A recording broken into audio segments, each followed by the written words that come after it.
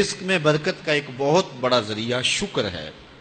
ارشاد فرمایا لَإِن شَكَرْتُمْ لَأَزِيدَنَّكُمْ، اگر تم شکر کرو گے وہ تمہیں اور زیادہ عطا کرے گا، اور اگر تم شکر نہیں کرو گے وَلَئِن كَفَرْتُمْ، کفران نعمت کرو گے، إِنَّ عَذَابِي لَشَدِيدٌ، تو پھر میرا عذاب بڑا سخت ہے۔ رزق کے اضافے کا ایک اور بہت بڑا سبب انفاق فی سبیل اللہ ہے۔ اللہ فرماتا ہے جو تم خرچ کرتے ہو تو جو چیز تم نے نکال دی اس کی جگہ اللہ تمہیں اور عطا کر دیتا ہے۔ بعض کا ہمارا یہ ہوتا ہے کہ کوئی آدمی مالی بحران میں آ گیا تو وہ کرتا کیا ہے کہ جو راہ خدا میں دینے کا کھاتا تھا پہلے اسے کلوز کرتا ہے، یہ فلاں مدرسے کو دیتے ہو یہ بھی بند کر دو، یہ مسجد کو دیتے ہو یہ بھی بند کر دو، یہ فلاں غریب کو دیتے ہو یہ بھی بند کرو، حالات ٹائٹ ہو گئے ہیں۔ لیکن 5 گاڑیاں ہیں تو 2 گاڑیوں پہ گزارا کر لیا جائے، پیٹرول بچے، یہ نہیں ہو سکتا۔ گھر کے لچھن وہی ہیں، لیکن بند کہاں سے کیا؟ جہاں سے رزق آنا تھا۔ ہمیں تو یہ حکم دیا ہے جب رزق تنگ ہونے لگے صدقہ دے کے رب سے کاروبار کر لو، صدقے سے تمہارے رزق میں اضافہ ہوگا۔ یہ رب کا وعدہ ہے اور اللہ کے وعدے جھوٹے نہیں ہو سکتے۔ رزق کی برکت کا ایک اور بہت بڑا ذریعہ النکاح ہے۔ فرمایا اگر تم نکاح کرو گے، تم فقیر ہو وہ تمہیں غنی کر دے گا۔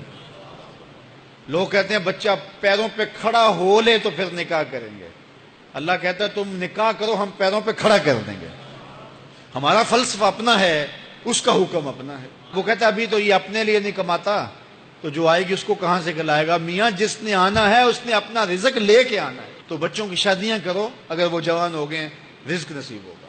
اپنے اہل خانہ کو نماز کے حکم دینے سے رزق بڑھتا ہے، کیونکہ جو صبح کا وقت ہوتا ہے یہ رزق کے بٹنے کا وقت ہوتا ہے، اور جس گھر میں صبح کے وقت لوگ سوئے ہوئے ہوتے ہیں وہاں بے برکتیاں ہوتی ہیں۔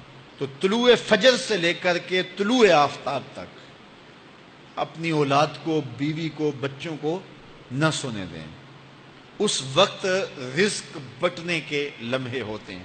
کثیر دعائیں مانگیں، تلاوت کلام مجید پڑھیں، اور نماز فجر مرد حضرات مسجدوں میں جا کے باجماعت ادا کریں، اور گھروں میں جو ہے وہ بیٹیاں بہنیں مصلے بچھا لیں، تو اللہ کی رحمتوں کا نزول ہوگا۔ اب ایک حدیث میں رزق کے اضافے کا ایک اور نسخہ ارشاد کیا گیا۔ میرے حضور نے فرمایا جو شخص یہ چاہتا ہے کہ اس کے رزق میں برکتیں ہوں اور اس کی عمر میں اضافہ ہو تو وہ اپنے رشتہ داروں کے ساتھ سلوک اچھا کرے۔ رشتہ داروں کے ساتھ اگر اچھا سلوک کرو گے تو پھر تمہارے رزق میں برکت ہو۔ غریب ہیں تو ان کی مدد کرو، ان کی بیٹیوں کی شادیاں اپنے ذمے لے لو اگر اللہ نے آپ کو وسعت دی ہے، ان کی پریشانیاں بانٹ لو، ان کا قرضہ ہے تو اتارنے کی کوشش کرو، ان کو مشکلات سے نکالنے کی کوشش کرو۔ تم ان کو مشکلات سے نکالو گے، اللہ تمہیں مشکلوں سے نکالے گا۔ تمہارے رزق میں بھی برکتیں ہوگی اور تمہارے مال میں بھی برکتیں ہوں گی۔ فرمایا بہتر صدقہ وہ ہے جو ناراض غریب رشتہ دار کو دیا جائے۔ اگر وہ پھنس گیا ہے، مجبور ہے، ناراض ہے، تو اس کو اگر دیں گے تمہارا نفس اس میں شامل نہیں ہوگا، تو یہ افضل صدقہ ہے جو ہر صورت میں قبول ہی قبول ہے۔ رزق کے اضافے کا ایک اور سبب الاحسان الی الضعفاء، جو کمزور لوگ ہیں ان کے ساتھ اس نے سلوک کرنا۔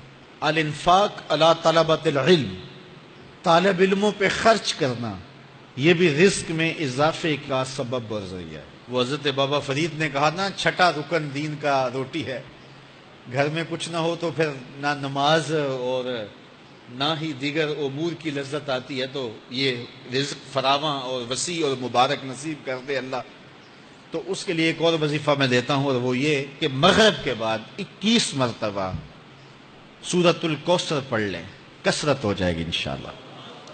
اول خدوشی پڑھ لیں، 5-7 منٹ لگتے ہوں گے، تو سورہ کوثر 21 مرتبہ روزانہ مغرب کی نماز کے بعد پڑھیں، اور اگر بہت زیادہ مسائل ہیں تو ہر نماز کے بعد پڑھ لیں، تو انشاءاللہ آپ دیکھیں گے کہ گھر میں برکتیں اترتی محسوس ہوں گی، انوار کا نزول ہوتے محسوس کریں گے۔ تو یہ وہ رزق کے اسباب ہے، اگر ہم اختیار کر لیں تو ہم اللہ کی خاص رحمتوں کے حقدار ہوں گے۔ اللہ ہم سب کو رزق حلال، رزق وسیع، رزق سہل، رزق مبارک، رزق فراواں نصیب فرمائے۔